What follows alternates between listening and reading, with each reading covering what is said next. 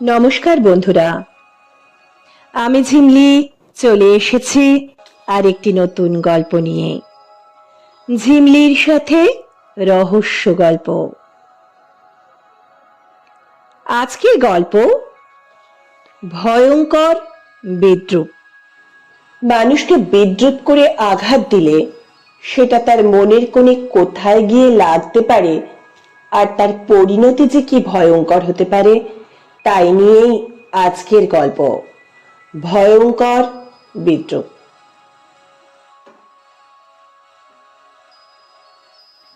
Arrow detective agency এখন ছোট বড় বেশ অনেক কাজই করছে, তবে দিন দুয়েক হলো কাজ কম আছে।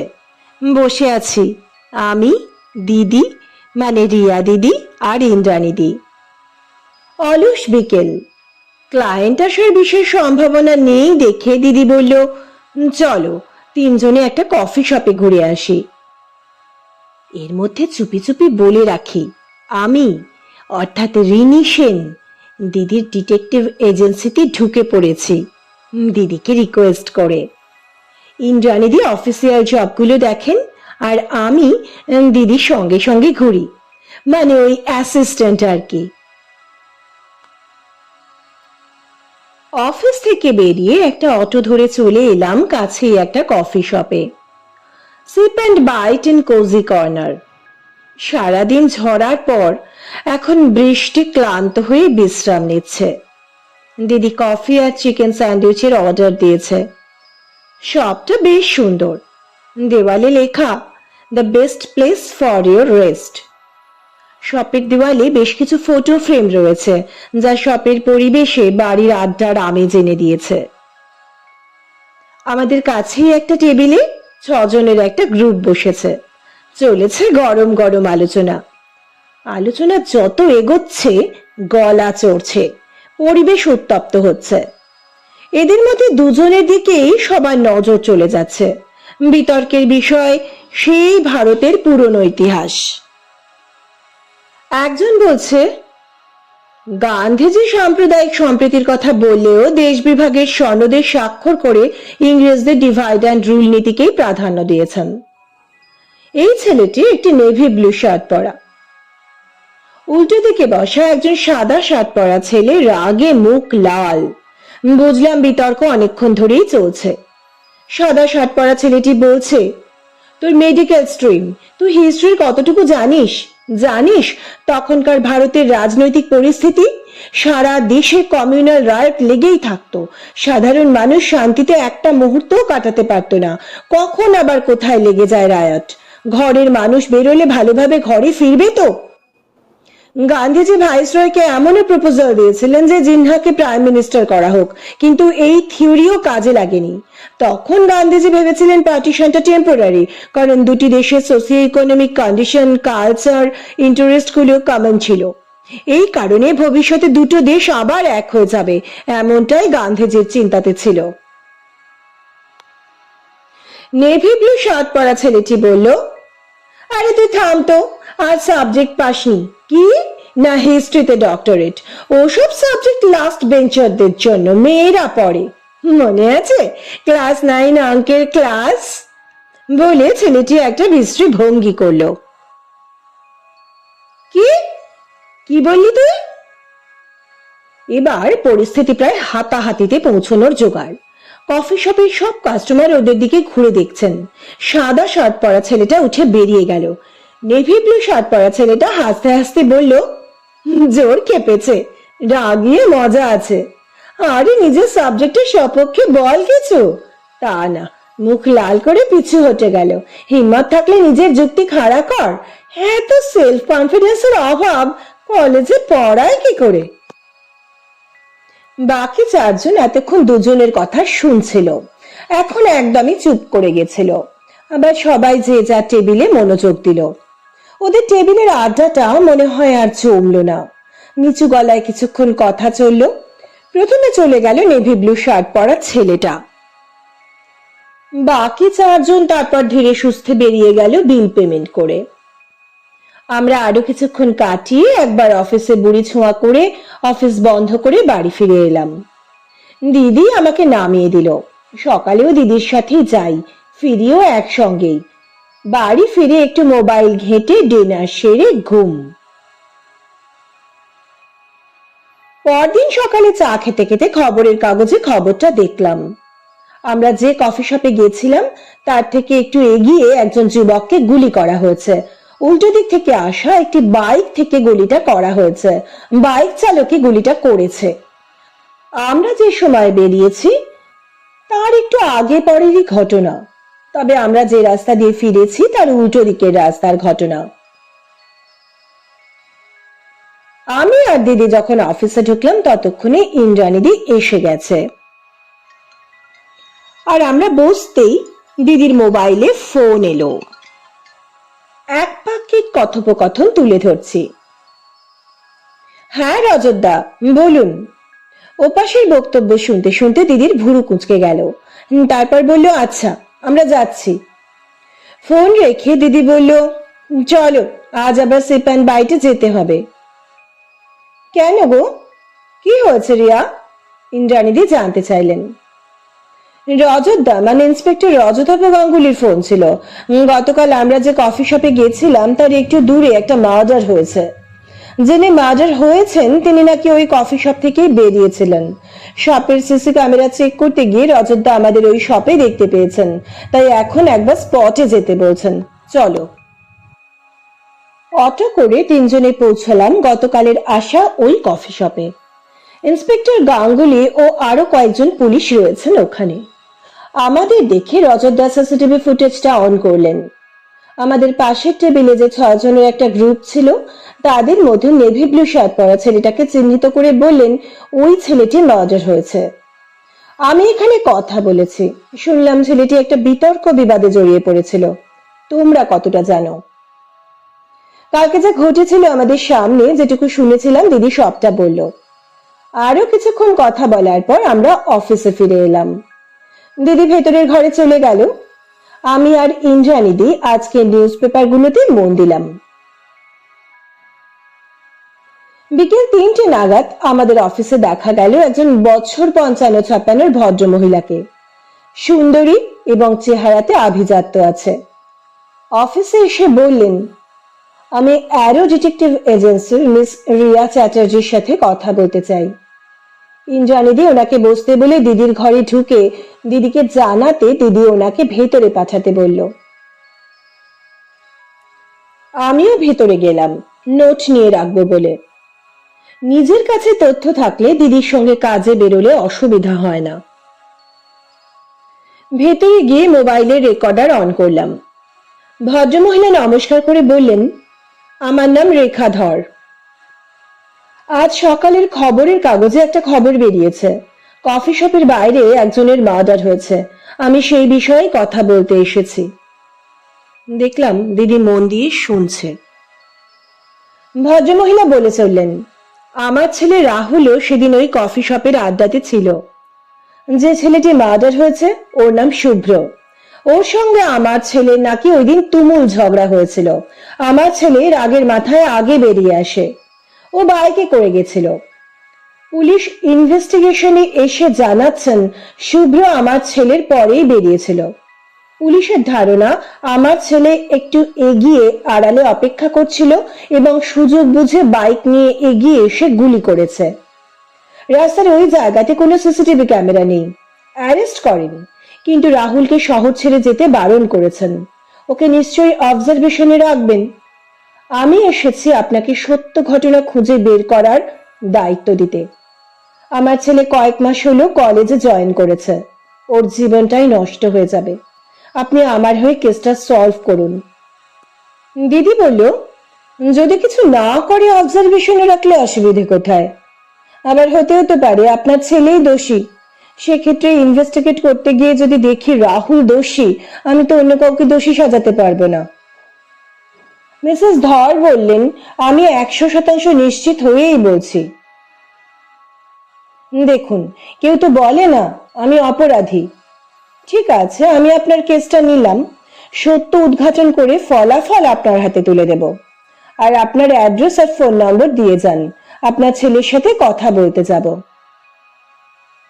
কবে যাবেন? কাল? মিসেস ধর জিজ্ঞেস করলেন। না না, কাল নয়, আজই সন্ধ্যে 6টা থেকে 6:30টার মধ্যে পৌঁছে যাব। ছেলেকে থাকতে বলবেন। আমরা 6টা নাগাদ অফিস থেকে বেরোলাম। দিদি ইন্দ্রাণীদিকে বলে গেল যে 8টার মধ্যে না ফিরলে অফিস বন্ধ করে বাড়ি চলে যেতে। আর রজতদাকে ফোন করে মিসেস ধরের আসার কথাটা জানিয়ে রাখলো।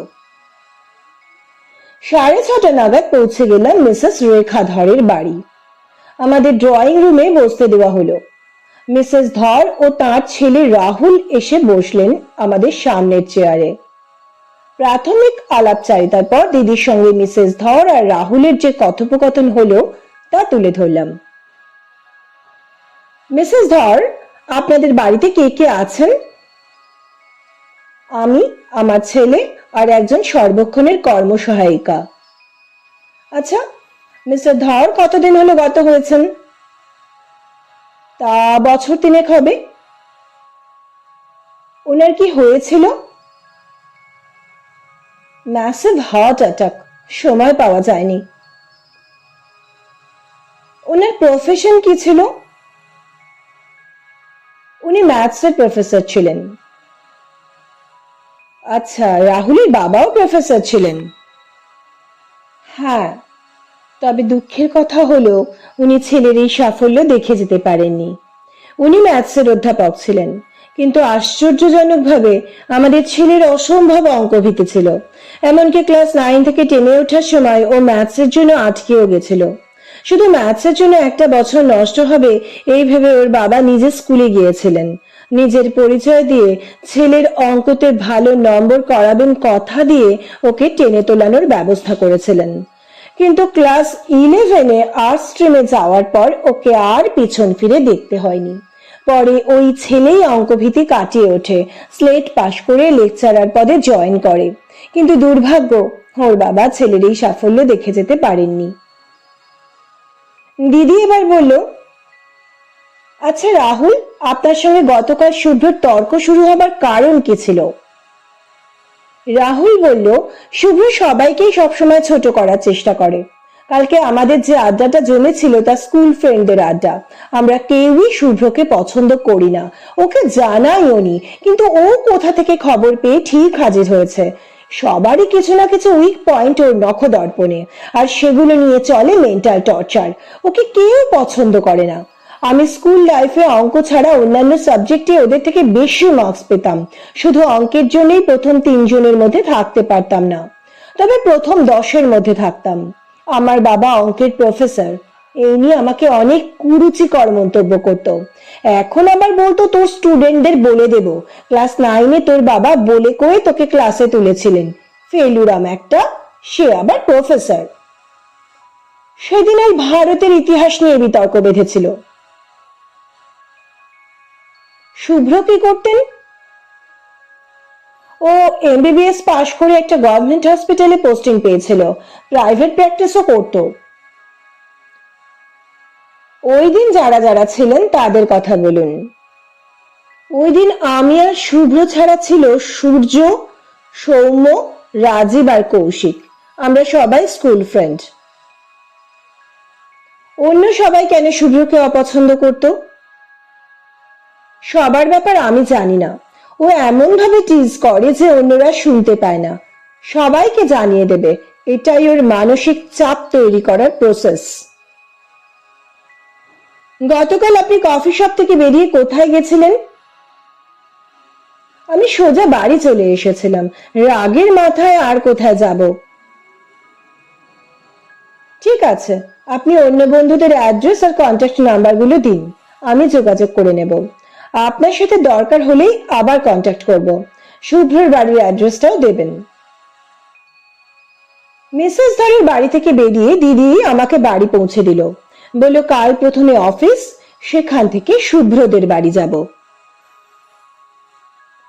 পরের দিন বেলা 11টা নাগাদ পৌঁছে গেলাম শুভ্রদের বাড়ি। সেখানে শোকের আবহ।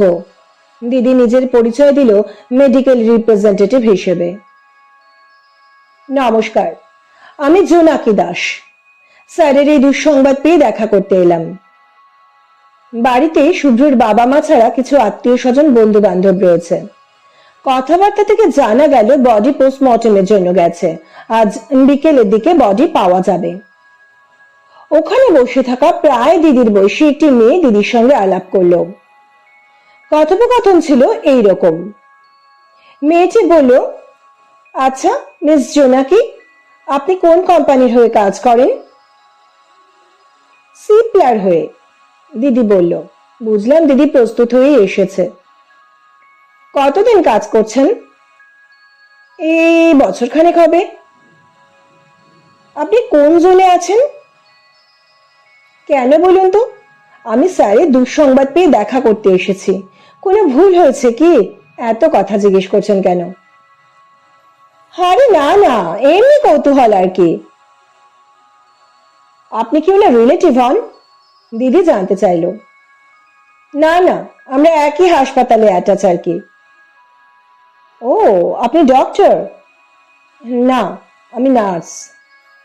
ও আচ্ছা। দিদির আর ওই মেয়েটির কথোপকথন এখানেই শেষ হলো। আমি আর দিদি আরো কিছুক্ষণ রইলাম। শুভ্রর মাকে কিছু সান্ত্বনার কথা বলে দিদি প্রশ্ন করলো, ডক্টর শুভ্র ওই সময় ওই কফি শপের ওই রাস্তাতে কেন গেছিলেন কিছু জানেন? ওনার তো ওই সময় হসপিটালে থাকার কথা। ডক্টর শুভ্রর মা জানালেন ওই দিন ওর অফ ডে ছিল। দুপুরে খাওয়া দাওয়ার পর একটু রেস্ট নিয়ে বলল একটু বেরোচ্ছি, ফিরে চেম্বারে বসবো। আর ফিরল না। ডুকরে কেঁদে উঠলেন ভদ্রমহিলা। আরো কিছুক্ষণ বসে আমরা বিদায় নিলাম শুভ্রর বাবা মায়ের কাছ থেকে। অফিসে ফিরে দিদি রাহুলের কাছ থেকে নেওয়া কন্ট্যাক্ট নম্বরগুলোতে যোগাযোগ করলো।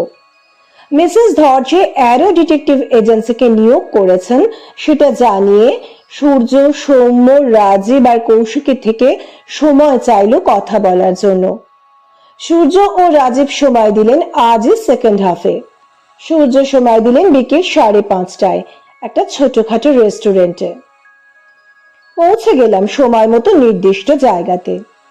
দিদি নিজের ও আমার পরিচয় দিল। বলল, নমস্কার, আমি miss Riya Chatterjee, arrow detective agency থেকে আসছি। ও রিনি সেন আমার অ্যাসিস্ট্যান্ট। মিসেস ধর আমাকে অ্যাপয়েন্ট করেছেন প্রকৃত অপরাধীকে খুঁজে বার করার জন্য। সূর্য বললেন, বলুন আপনি কি জানতে চান, সাধ্যমতো সাহায্য করব। দিদি বলল, ওই দিনের ঘটনা সম্পর্কে বলুন। কফি শপের ঘটনাটা সূর্য জানালেন। আমরাও ওই দিন ওখানে উপস্থিত ছিলাম, সেটা আমরা জানাইনি।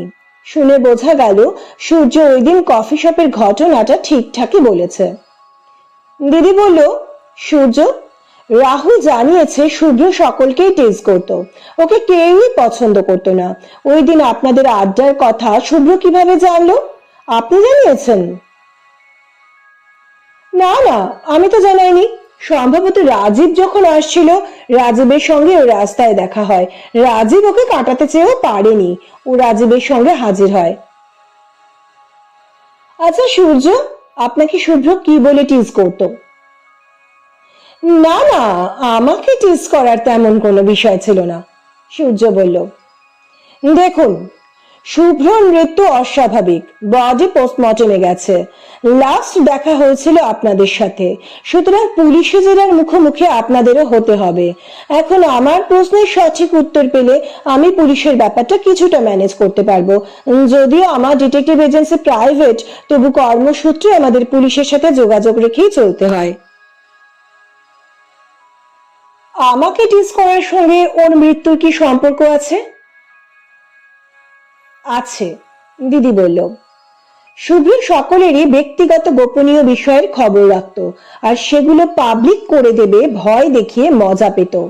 কেউ নিজের সামাজিক সম্মান বাঁচানোর জন্য ওকে মার্ডার করতে পারে কিনা সেটা খতিয়ে দেখতে হচ্ছে। এবার বলুন, আপনার ব্যক্তিগত গোপনীয় বিষয়টি কি? নিশ্চিন্তে থাকতে পারেন, গোপন থাকবে।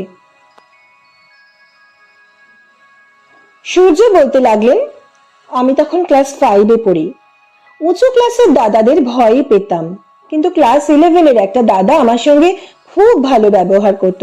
প্রায় দিনই চকলেট টফি খাওয়াতো, মাঝে মাঝে দামি কেক পেস্ট্রিও খাওয়াতো। হেসে কথা বলতো, বলতো কোনো অসুবিধে হলে আমাকে বলবি। হঠাৎ একদিনের ঘটনা, আমার বাবা কর্মসূত্রে বাইরে থাকতেন আর ঠাকুমার শরীর খারাপ ছিল, তাই মা সকালের আয়ামাসি না আসা পর্যন্ত বাড়িতেই থাকতেন। বাড়ি থেকে যেখানে স্কুল বাস আসতো ওইটুকু রাস্তা আমি একা হেঁটে যেতাম।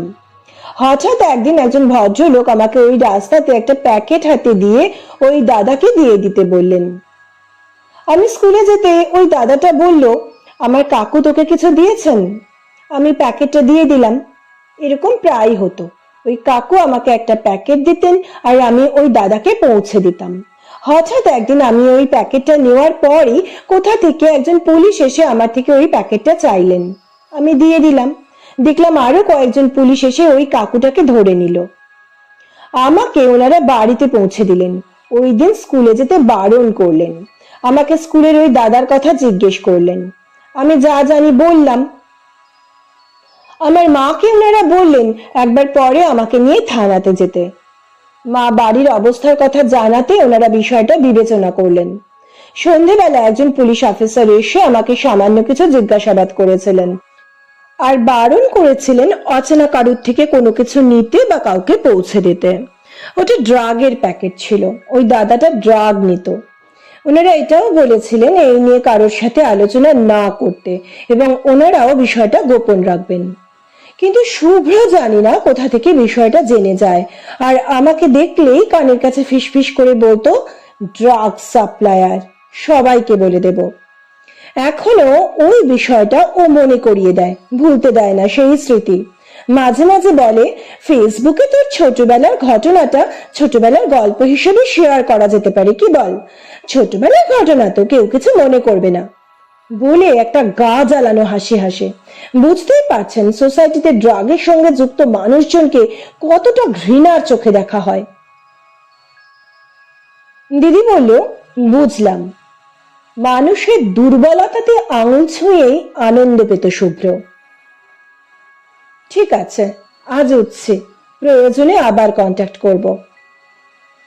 ওখান থেকে বেরিয়ে রাজীবের বাড়ি যাওয়ার সময় দিদি হঠাৎ মেইন রোড ছেড়ে একটা সরু গলিতে ঢুকে পড়ল।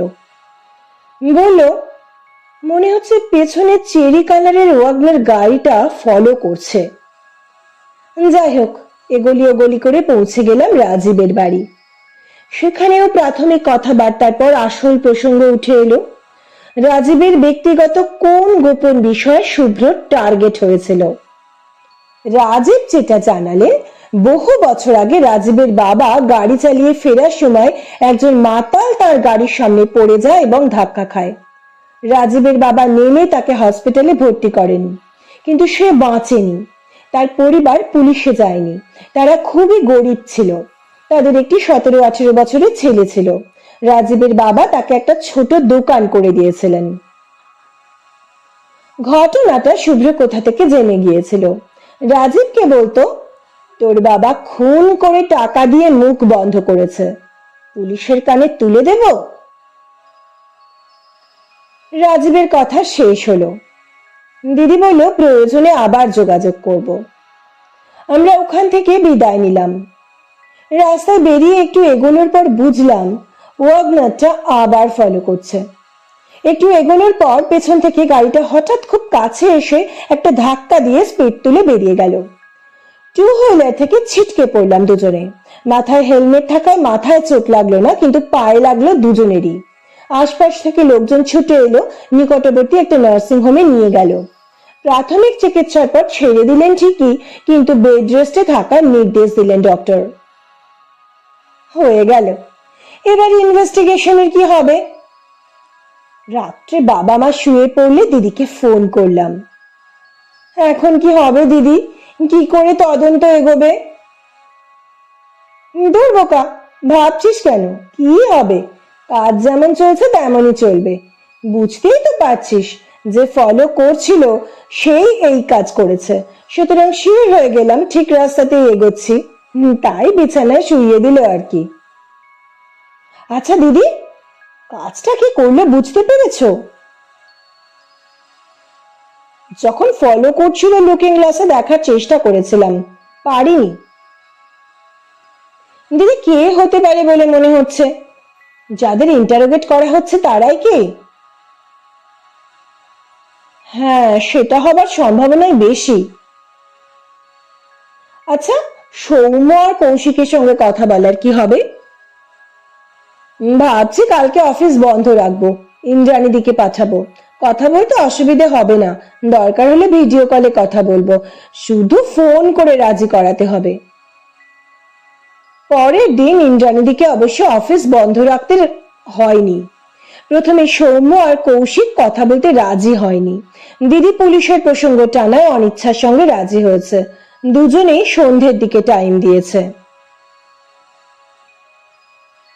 আজ আর একটু বেশি রাতের দিকে ফোন করলাম দিদিকে, কি হলো সেটা জানতে। ইন্দ্রাণীদি দিদির সঙ্গে ভিডিও কলে কথা বলিয়ে দিয়েছে। সৌম্যর ব্যক্তিগত গোপনীয় বিষয়টি হলো তার বাবা একটি প্রাইভেট ব্যাংকে চাকরি করতেন। তহবিল তছরূপের দায়ে তার চাকরি যায়। পরবর্তীকালে প্রমাণিত হয় যে তিনি নির্দোষ, প্রকৃত অপরাধীদের চক্রান্তের শিকার ছিলেন। এই বিষয়টিও যথারীতি শুভ্রর কানে পৌঁছয় এবং সৌম্যকে একা পেলেই চোরের ছেলে বলে উত্ত্যক্ত করতে ওর বিবেকে বাড়ত না। রাজীবের কেসটা হলো এরকম যে ক্লাস 9-এ পড়ার সময় রাজীবের একটি মেয়েকে ভালো লেগেছিল। কিছুদিন বাড়ি অবধি পিছু করার পর মেয়েটির বাবা একদিন বেরিয়ে এসে ওকে ডেকে নিয়ে যান বাড়ির ভেতরে এবং চূড়ান্ত অপমান করেন। এও বলেন যে প্রয়োজনে স্কুলে জানিয়ে স্কুল থেকে রাস্টিকেট করার ব্যবস্থা করবেন। চরম অপমানিত রাজীব কাউকেই কথাটা বলতে পারেনি, কিন্তু যথারীতি শুভ্রর কাছে খবরটা ঠিক পৌঁছয়। আর রাজীবের জীবন অতিষ্ঠ করে তোলে কটূক্তি করে করে। আজও রাজীব কোনো রিলেশনে যেতে পারেনি এই মানসিক চাপের কারণে। তারও ইচ্ছে করে একটা সুন্দর সম্পর্ক গড়ে তুলতে, জীবনে সুখী হতে। দিদি বলল, আসলে কি জানিস রেনি, প্রত্যেকেই নিজ নিজ ক্ষেত্রে প্রতিষ্ঠিত। কর্মক্ষেত্রে এদের সম্মান আছে, সামাজিক মর্যাদা আছে। শুভ্রের উচিত হয়নি এগুলো নিয়ে ছিনিমিনি খেলা। প্রত্যেকেই ওর হাত থেকে মুক্তি পেতে চায়। তাহলে দিদি কি সিদ্ধান্তে পৌঁছলে? রজতদাকে ফোন করে একজনের ব্যাপারে একটু খবর নিতে বলেছি, খবর আসুক, দেখছি। আর শুভ্রদের বাড়ি আর একবার যেতে হতে পারে। কার ব্যাপারে খোঁজ নিতে বললি গো দিদি? দিদি বলল ক্রমশ প্রকাশ্য, এখন ঘুমিয়ে পড়, অনেক রাত হয়েছে, গুড নাইট। পরের দিন বেলার দিকে দিদি ফোন করে শরীরের খোঁজ নিল আর বলল, আজকে রেস্ট নিলে কাল শুভ্রদের বাড়ি যেতে পারবি তো? আমি লাফিয়ে উঠতে গিয়েও সামলে উঠলাম, বললাম হ্যাঁ হ্যাঁ পারবো। দিদি বলল, বিকেল 4টে নাগাদ রেডি হয়ে থাকিস, আমি ওলা বুক করে তোকে একেবারে তুলে নেব। পরের দিন ঠিক বিকেল 4টেতে দিদি এলো আর আমিও উঠে বসলাম গাড়িতে। হাঁটতে একটু অসুবিধে হচ্ছে ঠিকই, কিন্তু অদম্য কৌতূহল সবকিছুকে হারিয়ে দিয়েছে। সুব্রতের বাড়িতে এখন লোকজন একটু কম। গতকালই বডি পোস্টমর্টেম হয়ে এসেছে এবং দাহ কার্য শেষ হয়েছে। ওদের বাড়ি নিস্তব্ধ। ভেতরে ঢুকে দিদি খোঁজ খবর নিল সব কাজ ভালোভাবে মিটেছে কিনা। শুভ্রর মা জানতে চাইলেন আমাদের পায়ে কি হয়েছে। দিদি বলল, ওই একটা ছোট অ্যাক্সিডেন্ট হয়েছে, তাই আর খোঁজ নিতে আসতে পারেনি, একটু ভালো হতেই চলে এলাম, কোনো কিছু দরকার লাগলে বলবেন বলে দিদি নিজের ফোন নাম্বারটা দিল। জিজ্ঞেস করলো, পুলিশ কিছু জানিয়েছে অপরাধীকে? না, আমরাও জিজ্ঞেস করিনি, কি হবে, ছেলেটা আমাদের চলে গেল।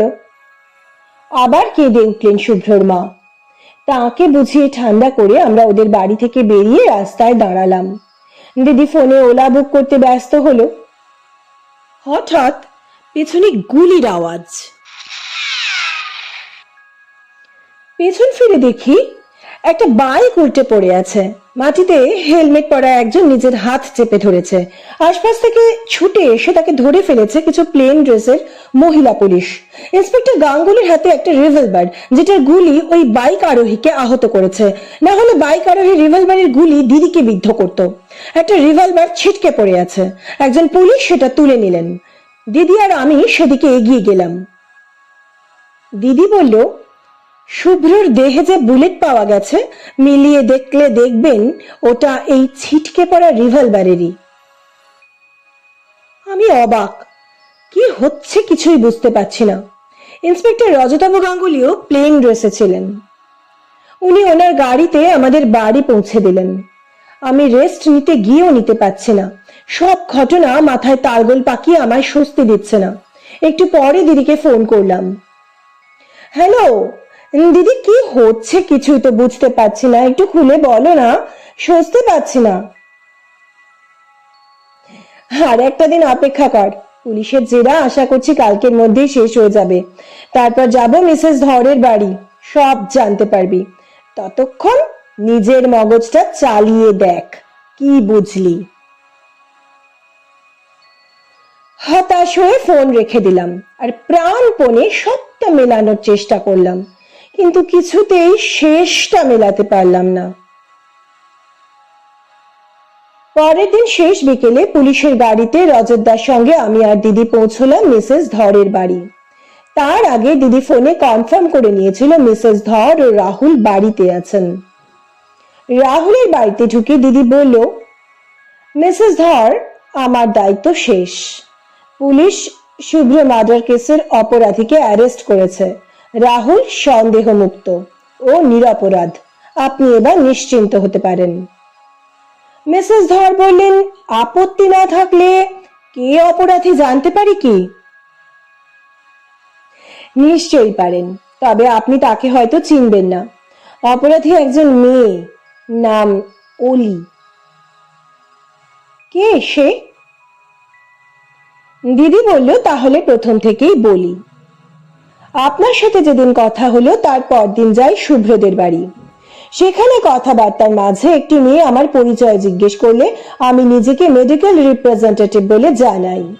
সে আমার ডিটেলস, যেমন কোন কোম্পানির হয়ে কাজ করি, কোন জোনে কাজ করি, এসব জানতে চায়। স্বভাবতই কিছুক্ষণ কথা বলার কারণে তার মুখটা আমার স্মৃতিতে থেকে যায়। আমার জিজ্ঞাসার উত্তরে জানায় সে একটি গভর্নমেন্ট হসপিটালের নার্স। সেদিন সন্ধ্যাবেলা সৌম্য আর রাজীবের সাথে অ্যাপয়েন্টমেন্ট করা ছিল।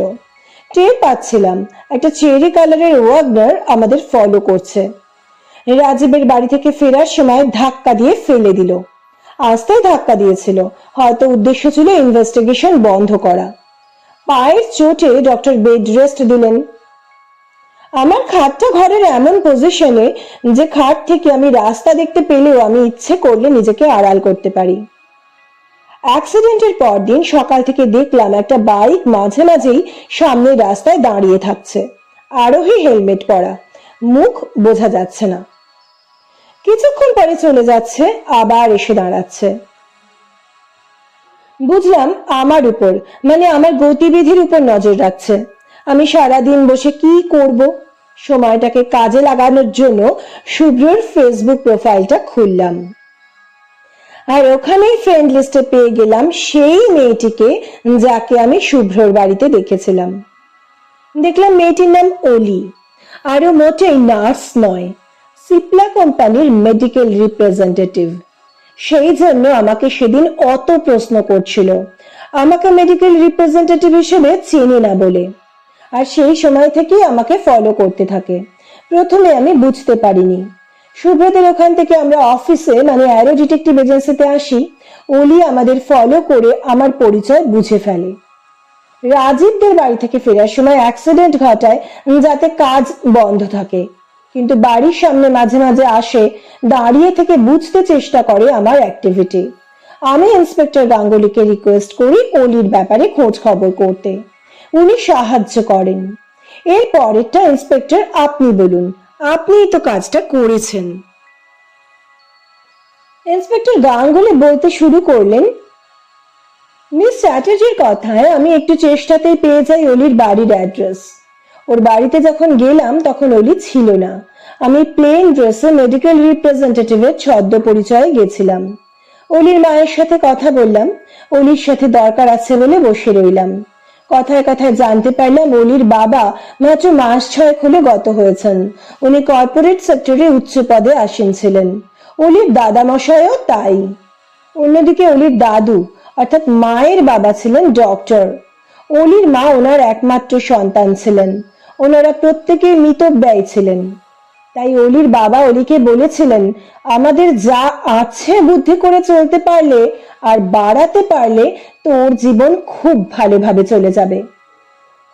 মেয়ে ছোট থেকেই খুব সাহসী, বাবার থেকে বাইক চালানো শিখলো, তারপর 4 হুইলার, এরপর ভর্তি হলো রাইফেল শুটিং ক্লাবে। বাবার কাছে আবদার করে রিভলভার কিনে লাইসেন্সও বার করলো। তারপর মনে হলো নিজেরও কিছু করা উচিত।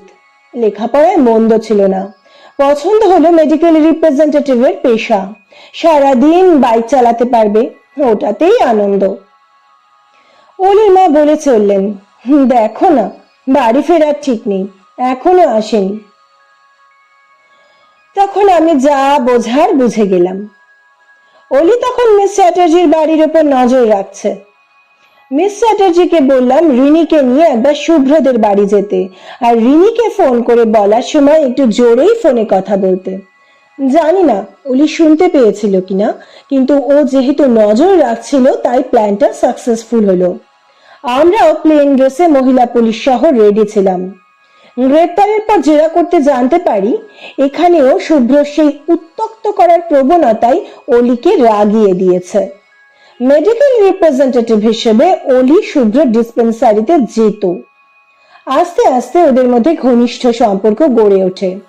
বছর খানেক পরে শুভ্র সম্পর্কটা থেকে বেরিয়ে আসতে চায়। অলির আত্মসম্মান বোধ প্রখর হওয়াতে ও সম্পর্কটাকে আর টিকিয়ে রাখার জন্য জোর করেনি, কিন্তু শুভ্র তার স্বভাব থেকে বেরোতে পারেনি। ওদের কিছু খুব ঘনিষ্ঠ মুহূর্তের ছবি শুভ্রের মোবাইলে তোলা ছিল, যেখানে শুভ্রকে ঠিকঠাক রেকগনাইজ না করা গেলেও অলিকে স্পষ্ট চেনা যাচ্ছে। শুরু হয়ে গেল শুভ্রর খেলা, ছবিগুলো অলির হোয়াটসঅ্যাপে পাঠিয়ে মজা করা। এরপর একদিন অলিকে ওর সঙ্গে সময় কাটানোর প্রস্তাব দেয়, না হলে ছবিগুলো সোশ্যাল মিডিয়াতে আপলোড করে দেবে। শুভ্র কিন্তু নতুন করে সম্পর্ক তৈরি করতে চায়নি, নিজের ইচ্ছে মতো অলির সঙ্গে সময় কাটাবে, তাই ওই ছবিগুলো ব্যবহার করছিল। বাস, অলির মাথায় আগুন ধরে গেল। ছোট থেকেই আত্মসম্মান বোধ আর রাগ দুটোই প্রখর। সিদ্ধান্ত নিল শুভ্রকে আর পৃথিবীতেই থাকতে দেওয়া যাবে না, কারণ যতক্ষণ ওর অস্তিত্ব আছে অলির ভেতরের আগুন কিছুতেই নিভবে না। শুধু তাই নয়, আরো মেয়েরা ওর এই বদ খেয়ালের শিকার হবে। নিজের কাজ মুলতবি রেখে শুভ্রকে অনুসরণ করা শুরু করে দিল অলি। কখন কোথায় যাচ্ছে, কি করছে সব রিভলভার সঙ্গেই রাখছিল। ওই দিন সুযোগ বুঝে উদ্দেশ্য সিদ্ধ করলো। মিস চ্যাটার্জি যেদিন শুভ্রদের বাড়ি গেছিলেন সেদিন অলিও গেছিল অবস্থা বোঝার জন্য। সন্দেহের তীর কার দিকে ঘুরছে, পুলিশ কিছু জানিয়েছে নাকি, এই সব বুঝতে। মিস চ্যাটার্জি নিজেকে সিপ্রার মেডিকেল রিপ্রেজেন্টেটিভ বলে পরিচয় দিলে অলি ধরে ফেলে মিস চ্যাটার্জি মিথ্যে বলছেন, কারণ ও নিজে ওই কোম্পানির রিপ্রেজেন্টেটিভ। মিস চ্যাটার্জিকে কখনো দেখেনি, তাই ওকে অনুসরণ করতে থাকে এবং পরিচয়ও জেনে যায়। ছোট্ট অ্যাক্সিডেন্ট ঘটিয়ে কাজ বন্ধ করতে চেয়েছিল, যখন দেখলো হলো না তখন চরম সিদ্ধান্ত নিল। এত বড় ঘটনার পেছনে ছোট্ট একটা কারণ, শুভ্রর মানুষকে বিদ্রুপ করে তার আত্মসম্মানে ঘা দিয়ে সামাজিক সম্মানহানির ভয় দেখিয়ে তার প্রাত্যহিক জীবনকে দুর্বিষহ করে তোলার প্রবণতা। এই প্রবণতা একসময় একটি মেয়ের সম্মান নষ্ট করতেও এগিয়েছিল, কিন্তু অলি বিষয়টাকে নিজের হাতে তুলে না নিয়ে যদি আইনের সাহায্য নিত তাহলে তাকে এবং তার মাকে এই দিন দেখতে হতো না। অলি ছাড়া ওর মায়ের তো আর কেউ নেই। এই পর্যন্ত বলে ইন্সপেক্টর রজতাভ গাঙ্গুলি থামলেন। মিসেস ধর ওনাদের একটু বসতে বলে চায়ের আয়োজন করলেন। ফেরার সময় রিয়ার হাতে তার পারিশ্রমিক তুলে দিলেন। পুলিশের গাড়িতে বাড়ি ফিরতে ফিরতে রজতাভ বললেন, রিয়া, এবার তোমাকেও রিভলভার রাখতে হবে। রিয়া মিষ্টি করে হেসে বলল, আমার সঙ্গে থাকে।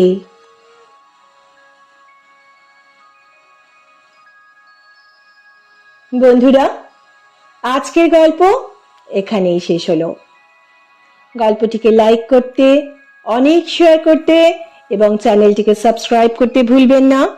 আর যারা ইতিমধ্যেই চ্যানেলটিকে সাবস্ক্রাইব করেছেন তাদেরকে আমার অনেক ধন্যবাদ।